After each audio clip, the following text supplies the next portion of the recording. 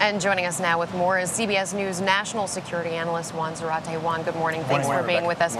So we're hearing these threats are credible, but as we just heard from Bob Orr, no necessarily specific details that line up across the board. However, among those details, we're hearing it could be a car bomb or a truck bomb. Is that, in your opinion, the new mode of terrorist threat these days? Well, I think so, and I think it's the modus operandi for al-Qaeda, finding whatever means possible to hit the homeland, to use whatever means possible. Operatives who are Western trained have American documents to try to get in.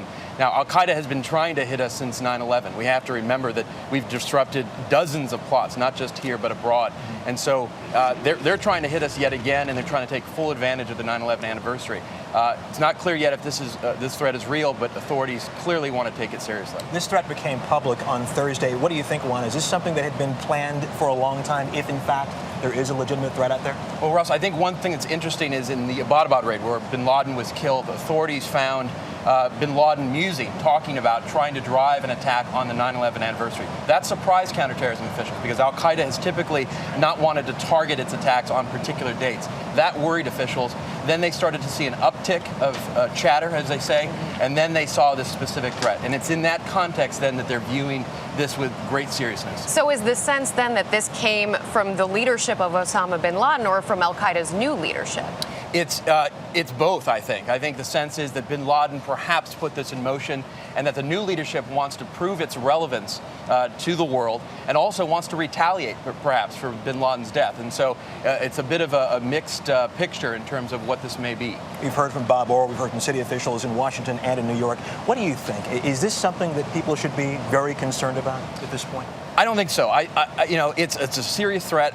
In terms of the public, though, and you've heard this from public officials, I think we have such a robust counterterrorism apparatus at this point. Intelligence sharing, cooperation, not just locally but internationally, layers of defense. We've seen security measures in place.